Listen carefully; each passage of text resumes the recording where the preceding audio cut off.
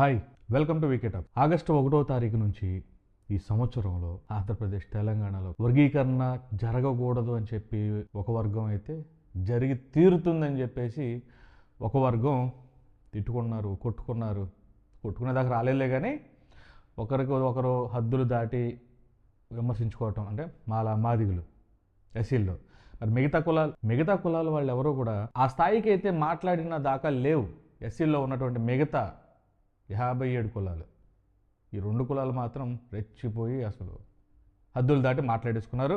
ఆ విషయం మీద మనం కూడా చాలా వీడియోలు చేసాము. అంతా బాగానే ఉంది. ఏదైనా ఒక టర్న్ తీసుకుంటుందేమో 2 రాష్ట్రాల్లో ముఖ్యమంత్రులు ఈ మాలల వైపు ఏమైనా ఒక 1% అయినా వీళ్ళు చెప్పే మాటలు వింటారేమో అని చూసాం. August, September, October, November, December కూడా అయిపోయింది. వచ్చే నెల 9వ తారీఖుతో 1 మ్యాన్ కమిషన్ కూడా పూర్తవుతుంది. ఈ తర్వాత ఏం జరుగుతుంది? ఈ లోపు ప్రతి పంచాయతీల్లో కూడా ఆంధ్రప్రదేశ్లో ఎస్సీ జనాభా లిస్ట్ అనేది ఒకటి తీసుకొచ్చి తగలబెట్టారు కదా. అక్కడ పంచాయతీ ఆఫీసులో పెట్టారు. వెళ్ళి చూసుకుంటుంటే ఎస్సీ మాదిగా క్రిస్టియన్, ఎస్సీ మాల క్రిస్టియన్, ఎస్సీ మాల హిందూ, ఎస్సీ మాదిగా హిందూ అని ఉన్నాయి. అలా ఉన్నాయి, ఇలాగ ఉన్నాయి. అంటే 2 పేర్లు ఉన్నాయి. ఎవరిని అడిగి ఈ గణన జరిగింది ఇది అంటే, గతంలో వైసీపీ పార్టీ 2023లో ఎగ్జాక్ట్గా ఒక సంవత్సరం క్రితం జరిగిందనమాట. చేశారు. గ్రామాల లెవెల్లో సచివాలయం సిబ్బంది, వాలంటీర్స్ వీళ్ళందరూ కలిసి నమోదు చేసినటువంటి లిస్ట్ అది. మరి అది ఏ బేసిస్ మీద వాళ్ళు కన్ఫర్మ్ చేశారు? క్రిస్టియన్, హిందూ, లేకపోతే అసలు ఈ మతాన్ని అనేది ఎందుకు చేర్చారు ఇక్కడ? అదే రకంగా మరి ఓసీలు, బీసీలకు కూడా అలాగే చేర్చారా? ఆ లిస్ట్ ఉందా? అది జరిగిందా? చేయలేదు. కేవలం ఎస్సీలో మాత్రమే వైసీపీ గవర్నమెంట్ గతంలో చేసింది. అది ఓసీలకి చేయలే, బీసీలకి చేయలేదు, ఎస్టీలకు కూడా చేయలే. కేవలం ఎస్సీలు మాత్రమే చేసినట్లున్నారు. అప్పుడు ఆ లిస్ట్ ఒకటి తీసుకొచ్చి పెట్టారు. ఇప్పుడు ఏం జరుగుతుంది? ఒక పక్కేమో ఎస్సీలు చర్చిలకు వెళ్తున్నారు, వాళ్ళు క్రిస్టియానిటీ తీసుకున్నారు కాబట్టి వాళ్ళకి ఎస్సీ హోదా దక్కదు, బీసీసీ తీసుకోవాలి, ఎస్సీ రిజర్వేషన్ వర్తించదు. షెడ్యూల్ క్యాస్ట్ వాళ్ళకి ఏమైతే బెనిఫిట్స్ ఉన్నాయో, అది విద్యపరంగా, ఉద్యపరంగా, వ్యాపార పరంగా, ఆర్థిక పరంగా, సొసైటీలో వాళ్ళకి రైతులైనా కూలీలైనా సరే ఏవైతే బెనిఫిట్స్ ఉన్నాయో అవేమీ కూడా ఒక క్రిస్టియానిటీని ఫాలో అవుతున్నారు కాబట్టి మీకు రావు అని చెప్పే ప్రయత్నం ఇది. ఎస్సీ జనాభాని తగ్గించే ప్రయత్నాలు ఏమైనా జరుగుతున్నాయా? ఎస్సీలని రాజకీయంగా ఎదగనివ్వకూడదు, ఆర్థికంగా ఎదగనివ్వకూడదు. చదువు అంటే వాళ్ళు అందుతుంది, వాళ్ళు చదువుకొని తెలివితేటలతో అన్ని రంగాల్లో కూడా వాళ్ళు దూరిపోయారు. వాళ్ళ జనాభా ఎక్కువైపోయింది. ఇక్కడ ఎస్సీలు అంటే మాలో మాదిగను కాదు, అందరూ, ముఖ్యంగా మాలలో మాదిగలు. వీళ్ళు రాజకీయంగా ఇప్పుడున్నటువంటి ఈ అగ్రకులాలకో లేకపోతే ఈ రాజకీయ పార్టీలకి వీళ్ళు ఎక్కడ ప్రమాదంగా పోటీగా మారబోతారేమో, మాకు అడ్డమవుతారేమోనని చెప్పి ఈ పనికి మన రాజకీయాలు కాదా ఇది గమనిస్తున్నారా మన నాయకులు? వర్గీకరణ, వాటాలు. సరే, వర్గీకరణ జరగి తీరుతుందని చెప్పేసి అది అర్థమైపోయింది. ఇంక దాన్ని ఆపటానికైతే ఎటువంటి సందేహం అయితే ఆపలేరు ఎవడో కూడా, ఆగదు కూడా. లేదు, ఇంకో సంవత్సరం టైం పడుతుంది అంతే దీన్ని అమలు చేయటానికి. అది ఎలాగా ఏంటి అనే దానికి ఇంకొక 1 year టైం తీసుకుంటారేమో, కానీ వర్గీకరణ అయితే ఆగదు. ముఖ్యంగా ఈ వర్గీకరణ వ్యతిరేకించే వాళ్ళల్లో అంటే మాలలు తప్ప ఇంకెవరో కనపడట్లా. ఎందుకు వ్యతిరేకిస్తున్నామనే దాని మీద ఒక్కడు కాకపోతే ఇంతమంది నాయకుల్లో ఒక్కడు కూడా సరిగ్గా ఎవరో కూడా సరైన రిప్రజెంటేషన్ ఇవ్వట్లా. ఇచ్చిన దాఖలు కూడా ఎక్కడ కనిపించలేదు. ఎవరికి వాళ్ళు ఒకరేమో మాదిగులు కులవృతుంది, వాళ్ళు లిట్ క్యాప్ ద్వారా వివిధ పథకాలు లబ్ధి పొందుతున్నారు కాబట్టి వాళ్ళని బీసీలో చేర్చాలని చెప్పేసి ఒకతను.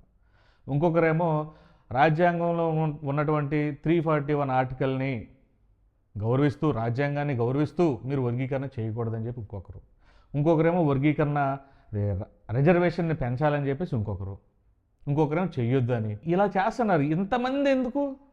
ఇన్ని రకాలుగా ఇంతమంది కలిసి 100 మందో, 200 మందో, ఒక 500 మంది అవుతారు. మన రాష్ట్రం మొత్తం మీద ఉన్నటువంటి గొప్ప అసలు ఉద్యమకారులు, మన మాల నాయకులు ఉన్నారు కదా వర్గీకరణ వ్యతిరేకిస్తూ, వీళ్ళందరూ కలిసి ఒకటే ఒక రిప్రజెంటేషన్ ఇవ్వచ్చు కదా. మాకు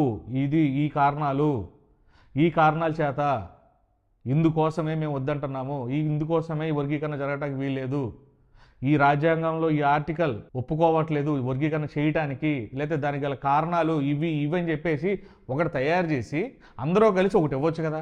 మనం కలవం. మనలో అంటే ఈ ఎంతమంది అయితే ఈ రాష్ట్ర అధ్యక్షులు, జాతీయ అధ్యక్షులు, జిల్లా అధ్యక్షులు ఉన్నారో ఒక సంఘానికి పడదు. మనం గుంటూరులో 15వ తారీఖున అఖిల భారత మాల సంఘాలు చేసి అని చెప్పి పెట్టారు మీటింగు. ఆ స్టేజ్ మీద ఉన్న ఎవరిని చూసి కూడా అంతమంది రాలా. కేవలం వర్గీకరణ వ్యతిరేకిస్తూ కులంలో ఉన్నటువంటి ఒక కసి, వందల వేల కిలోమీటర్ల నుంచి ట్రైన్కి వచ్చాడు, బస్సుకు వచ్చాడు, లారీలకి వచ్చిన వాళ్ళు కూడా వచ్చారు. ఒకరు ఇద్దరు ముగ్గురు కూడా కలిసి వచ్చిన వాళ్ళు ఉన్నారు అక్కడ. డబ్బులు మాత్రం దాదాపు గట్టిగానే డబ్బులు వసూలు చేశారు. ఏది తర్వాత ఏమైంది? ముక్కలు అయిపోయింది జేఏసీ. మరి వాటాల దగ్గర తేడా వచ్చిందా, లేకపోతే పదవుల దగ్గర తేడా వచ్చిందా, లేకపోతే గవర్నమెంట్ అనాలా అనకూడదా, ఎవరిని అనాలి ఏంటి అనేది ఏం జరిగిందో కానీ జేఏసీ అనేది ముక్కలైపోయింది. ఇప్పుడు ఇవాళ ఎక్కడో చిత్తూరులో మీటింగ్ పెడుతున్నారు, మళ్ళీ విజయనగరంలో మీటింగ్ అంటున్నారు, వైజాగ్లో మీటింగ్ అంటున్నారు, పశ్చిమ గోదావరిలో మీటింగ్ అంటున్నారు. దేనికి ఈ మీటింగ్లు? ఎందుకు? అసలు జరుగుతుంది ఏంటి? గవర్నమెంట్ చేస్తుంది ఏంటి? దీని మీద ఇంతవరకు ఒక్క నాయకుడైనా సరే మాట్లాడాడా సరిగ్గా? ఒక్కడ ఉంటే కదా అసలు ముందు. ప్రతి ఒక్కడు నాయకుడే, జిల్లా నాయకుడు కాదు, రాష్ట్ర స్థాయి నాయకులే. కానీ తిప్పి దొబ్బితే ఆ జిల్లా కాకుండా పక్క జిల్లాలో ఎవడోకి తెలియదు. ఒక నాయకుడిని తయారు చేసుకోండిరా బాబు. నవ్వుతున్నారు. అసలు ఏ రాజకీయ పార్టీ కూడా దేకట్లేదు మాలల్ని, పట్టించుకోవట్లా. కనీసం ఇంట్లో పనిచేసే పనుడిలాగా కూడా చూడట్లేదు మాలల్ని. ఉన్న పార్టీలో ఉన్నటువంటి ప్రతిపక్షమైన అధికార పార్టీలో ఉన్నటువంటి మాల నాయకులకి ఏ దిక్కు ఉండదు, అసలు ఏ గుర్తింపు లేదు. అది చూస్తేనే అర్థమవుతుంది. కానీ వాళ్ళకి ఆ పదవులు కావాలి, ఆ రాజకీయ పార్టీ పదవులు కావాలి. వాళ్ళు రోడ్ల మీదకి రారు. వాళ్ళు బయటకు వస్తే కనుక ఏమైనా జరగడానికి అవకాశం ఉంటుంది. ఎందుకంటే ఈ మన రాష్ట్ర జాతీయ అధ్యక్షులు సింహాలు, పులులన్నీ కూడా అడవిలో వేట తిరుగుతూ ఉంటాయి అన్నమాట. అలా కాకుండా ఈ ఎమ్మెల్యేలు, ఎంపీలు వీళ్ళు తెచ్చారు కదా, వీళ్ళు రోడ్డు ఎక్కువ, లేకపోతే సీఎం దగ్గరికి వెళ్ళి గట్టిగా కరాఖండిగా మేము రాజీనామా చేస్తాం, లేకపోతే ఈ విషయంలో ఇలా జరిగితే అల్టిమేటం ఇస్తారనుకుంటే అది లేదు. వాళ్ళు మరీ తోకూపేస్తున్నారనమాట. తోకూపేగాళ్లే. ప్రతిపక్షమైన అధికార పార్టీని, ఏ పార్టీ అయినా సరే, ఏ పార్టీలో ఉన్నటువంటి అయినా ఎస్సీ మాల నాయకుల సంగతి ప్రస్తుతం అయితే ఇదే దరిద్రం.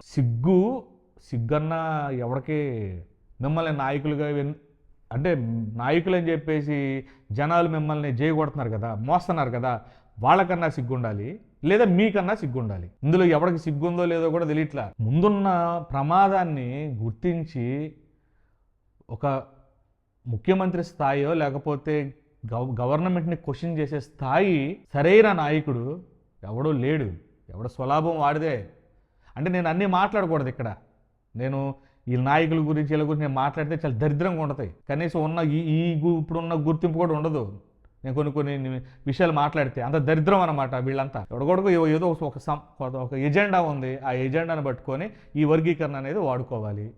జేబులు నింపుకునేవాడు జేబులు నింపుకుంటున్నాడు. అధికార పార్టీతో కొంతమంది కొమ్మక్కైతే ప్రతిపక్ష పార్టీతో కొంతమంది కొమ్మక్కయ్యారని ఈ ప్రచారాలు. మీరే కొట్టుకు చేస్తున్నారు. ఆ నలుగురు తిరుగుతారు, నలుగురు ఐదుగురు తిరుగుతారు. వాళ్ళల్లో ఒకరి తర్వాత ఒకడి మీద ఒకడు కొట్టుకు చావడమే. మళ్ళీ వీళ్ళకి భజన కార్యక్రమాలు, వెనకమలు ఉండేవాళ్ళు. ఎందుకురా సిగ్గేయట్లేదు అసలు? ఒక పక్కనేమో ఎంఆర్పిఎస్ నాయకులేమో అంత ఇదిగా ఉంటే వాళ్ళు మీరే అంటున్నారు ముఖ్యమంత్రులను కలుస్తున్నారు, ప్రధానమంత్రిని కలిసే స్థాయిగా మందాకృష్ణ లేడు. మరి ఏంటి? మరి మందాకృష్ణ చెప్పే మమ్మల్ని తొక్కేసి రాజకీయంలోనూ, ఆర్థికంగానూ, విద్యలోనూ, ఉద్యోగాల్లోనూ ఎక్కువ ఎక్కడికో వెళ్ళిపోయారని చెప్తున్నాడు కదా మందాకృష్ణ మాలల్ని. మరి అంతమంది గొప్ప గొప్ప మేధావుల్లో ఒక్కడు లేడా? ఒక్కడు బయటికి రాలేకపోతున్నాడా జాతి కోసం? సర్టిఫికేట్ మార్చుకొని ఆ కులంలోకి పోతే అన్నా కనీసం చెప్పుకుంటే ఒక నాయకుడన్నా ఉంటాడేమో అనిపిస్తుంది. దరిద్రం అంటే మామూలు దరిద్రం కాదు. సిగ్గు లేదు అసలు. ఎటానంది అంటున్నారా బాబు మీరు కులం పేర్లు అడ్డం పెట్టుకొని? ఒక 2 నెలల్లో క్లారిటీ వస్తుంది. ఈ వీడియో చూసేవాళ్ళు ఎంతమంది అయినా సరే, చూసిన వాళ్ళు ఇంకో 10 మందికి చెప్పండి, అరే బాబు మన కులపోళ్ళు వర్గీకరణ ఆపలేరు అంటే ఈ మాటలు నేను అనకూడదు. ఇంత ఇదిగా ఏమీ చేయలేరు. ఎందుకంటే ఏ పార్టీ కూడా మనల్ని ఓట్లు వేయించుకోవడం వరకే తప్ప మనల్ని ఆ ముష్టెదవల్లాగానే పక్కన పెట్టారు. ఏ పార్టీ మనల్ని కన్సిడర్ చేసే అంత స్థాయి రాజకీయం చేసే, లాబింగ్ చేసే నాయకులు ఎవరో కూడా ఇంకా మనలో లేరు. వాస్తవానికి ఎంఆర్పిఎస్ నాయకులు చెప్పేది వాస్తవమేమో కానీ రాజకీయ పరంగా ఎంఆర్పిఎస్ నాయకుల కన్నా మనం 30 ఏళ్ళు వెనకబడిపోయి ఉన్నామని చెప్పేసి ఒకరికి 100 మందికి చెప్పండి. గుడ్డలు దించుకోవద్దు. అవ్వదు. వర్గీకరణ జరిగింది, చేసి తీరతారు అంతే. అది దగ్గరుండి మళ్ళీ ఈ మన వర్గీకరణ వ్యతిరేక మాల మహానాడు గొప్ప గొప్ప నాయకులు ఉన్నారు కదా, వాళ్ళే దగ్గరుండి దండం పెట్టి వర్గీకరణకి అనుకూలం అని చెప్తారు. మీరు చూస్తూ ఉండండి. ఈ విషయం మీద అయితే కనుక మళ్ళీ చర్చిద్దాము. ఇంకొంచెం నాకు కొంచెం ఇన్ఫర్మేషన్ రావాలి కొన్ని విషయాల మీద. అది వచ్చిన తర్వాత నేను మళ్ళీ రేపు మాట్లాడతాను. గుంటూరు మీటింగ్కి కూడా, లేకపోతే ఈ అఖిల భారత మాల సంఘాల జేఏసీ అని చెప్పేసి ఎవరెవరి దగ్గర ఎంతెంత డబ్బులు వసూలు చేశారు, ఎవరెవరు ఇచ్చారు అంటే టీడీపీ పార్టీ వాళ్ళు ఇచ్చారు, జనసేన పార్టీ వాళ్ళు ఇచ్చారు, కాంగ్రెస్ పార్టీ వాళ్ళు ఇచ్చారు, వైసీపీ ఐఏఎస్లు ఐపీఎస్లు కూడా ఇచ్చారు, ప్రభుత్వ ఉద్యోగులు ఇచ్చారు, చిన్న చితక వ్యాపారవేత్తలు ఇచ్చారు. నాకు అంతా ఇన్ఫర్మేషన్ వస్తుంది. కొంత వచ్చింది. ఇప్పుడు ఈ జేఏసీ పెట్టి ఏం చేస్తున్నారు, ఎవడ పబ్బం గడుపుతున్నారో, ఎవరు ఏం వేషాలు వేస్తున్నారో మొత్తం క్లియర్గా అయితే కనుక నేను రేపు ఎల్లుండిలో ఒక వీడియో చేస్తాను మళ్ళీ పూర్తి ఆధారాలతో. బాయ్.